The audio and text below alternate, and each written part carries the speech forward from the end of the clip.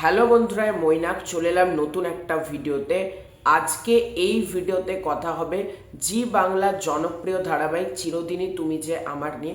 এবং এই ধারাবাহিকটা দেখো, অনেক ধারাবাহিক টেলিভিশনে হয়, কিন্তু এই ধারাবাহিকটা মোস্ট পপুলার এবং মোস্ট ট্রেন্ডিং ধারাবাহিক, এটা তোমরা বলতে পারো।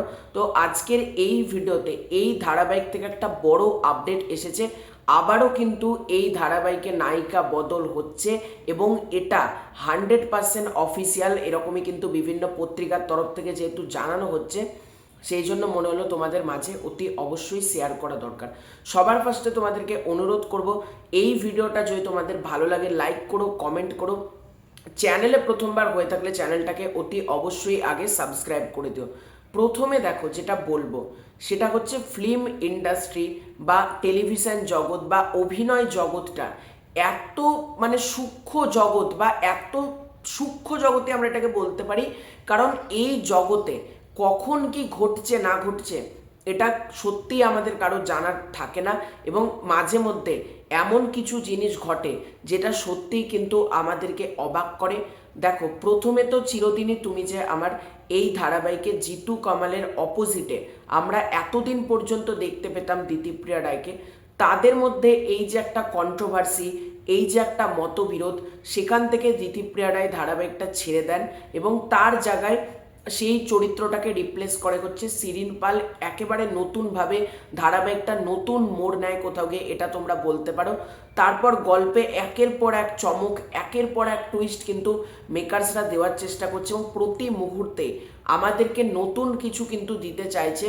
সেটা এসভিএফ হতে পারে বা জি বাংলা হতে পারে, জি5 হতে পারে। প্রতিটা নেটওয়ার্ক যারা যারা এই ধারাবাহিকে একের পর এক চমক মেকার্সরা দিতে থেকেছে। তো কিছুদিন আগে আমি তোমাদেরকে একটা ভিডিও করে জানিয়েছিলাম এই ধারাবাহিকে এন্ট্রি হতে চলেছে খলনায়িকার, অর্থাৎ এবার কিন্তু গল্পে বিশাল চমক থাকতে চলেছে। এখানেই ঘটেছে একটা চমক। কিছুদিন আগে যে এক্সক্লুসিভ আপডেটটা তোমাদেরকে দিয়েছিলাম, এই ধারাবাহিকে ফিমেল অ্যান্টাগনিস্ট হিসেবে আমরা দেখতে পাবো।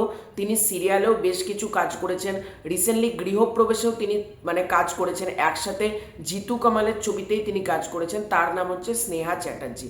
তিনি থাকতেন এই প্রজেক্টে, এরকমই বিভিন্ন জায়গা থেকে বলা হচ্ছিল যে তাকে আমরা অ্যান্টাগনিস্ট হিসেবে বা মহিলা ভিলেন হিসেবে আমরা দেখতে পাবো। কিন্তু আজকে সব থেকে বড় খবর হচ্ছে, অলরেডি কিন্তু এই ধারাবাহিকে চুক্তিবদ্ধ হয়েছে নবনীতা মালাকার। এবার নবনীতা মালাকার বেশ কিছু ধারাবাহিকে কাজ করেছেন এবং রিসেন্টলি তার একটা কাজ মুক্তি পেয়েছে, সেটা হচ্ছে অঙ্কুশ ঐন্দ্রিলার ছবি নারী চরিত্র বেজায় জটিল। এই ছবিতে ঐন্দ্রিলাদির বোনের চরিত্রে যিনি অভিনয় করেছেন তিনিই কিন্তু যুক্ত হচ্ছেন এবং স্নেহা চ্যাটার্জির বদলে নবনীতা মালাকার কিন্তু ফিমেল অ্যান্টাগনিস্ট প্লে করবে, এরকমই কিন্তু বিভিন্ন ওয়েবসাইট, বিভিন্ন বড় বড় পোর্টাল থেকে বলা হচ্ছে। এর আগে নবনীতা মালাকার যেরকম কাজ করেছেন সেগুলো কিন্তু সবকটাই বলা যেতে পারে পজিটিভ ক্যারেক্টার। আমি তার কাজ যে প্রচুর দেখেছি এরকম বলবো না। নারী চরিত্র বেজায় জটিল ছবিটা আমি তার দেখেছি, অঙ্কুশদার যে ছবিটা, সেই ছবিতে কিন্তু তার অভিনয় খুব খারাপ কিন্তু আমার লাগেনি। সে কিন্তু বেশ ভালোই কাজ করেছে। তার দিক থেকে তার যেরকম পারফরমেন্স দেওয়া দরকার সে কিন্তু ততটাই পুল অফ করেছে আমার মনে হয়েছে। এবার তোমরা বলো, স্নেহা চ্যাটার্জি নাকি নবনীতা মালাকার, কে থাকলে তোমরা সব থেকে বেশি খুশি হবে? এবং নবনীতা মালাকার তাকে ফিমেল অ্যান্টাগনিস্ট, দেখো একটা অনেক সিরিয়ালে কিন্তু অ্যান্টাগনিস্ট থাকে, একটা দুটো তিনটে, কিন্তু বেশিরভাগই কিন্তু অনেক ক্ষেত্রে পুরুষ অ্যান্টাগনিস্ট বা অর্থাৎ মেল অ্যান্টাগনিস্ট কিন্তু দেখানো হয়। এক্ষেত্রে একটা মহিলা ভিলেনের এন্ট্রি করানো হচ্ছে, এটা দর্শকমহলে একটা নতুন চমক থাকবে। এবং এটাও বলা হচ্ছে এই চরিত্রটা কিন্তু জিতু কামালকে পদে পদে টেক্কা দিতে চলেছে এবং পদে পদে বিপদে পর্যন্ত ফেলবে, এরকমই কিন্তু জানানো হচ্ছে। এবং ধারাবাহিকের মোড় কিন্তু অনেক বদলাচ্ছে, স্ক্রিপ্টিংয়ে অনেক কিছু চেঞ্জেস হচ্ছে।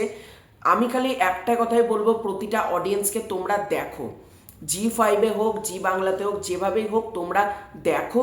তোমাদের জন্যই কিন্তু চ্যানেল কর্তৃপক্ষ এত কিছু প্ল্যানিং করছে, এত কিছু চেঞ্জ আনছে। নবনীতা মালাকার, যাকে আমরা এতদিন পজিটিভ ক্যারেক্টারে দেখতাম, তাকে নেগেটিভ ক্যারেক্টারে এন্ট্রি করানো হচ্ছে।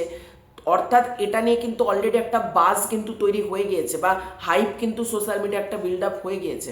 সুতরাং আমি একটা কথাই বলবো, তোমরা প্রত্যেকে দেখো, তোমাদের জন্যই ধারাবাহিকটা এত বড় জায়গায় গিয়েছে, তোমাদের সাপোর্ট কিন্তু ভীষণ দরকার, তোমরা কিন্তু দেখো। তো এটাই ছিল আজকের ভিডিও। তোমাদের পুরো ব্যাপারটাকে নিয়ে কি মতামত কমেন্ট করে জানিও। চ্যানেলে প্রথমবার হয়ে থাকলে চ্যানেলটাকে সাবস্ক্রাইব করে দিও। খুব শীঘ্রই দেখা হচ্ছে নতুন কোনো ভিডিওতে, ততক্ষণের জন্য বাই।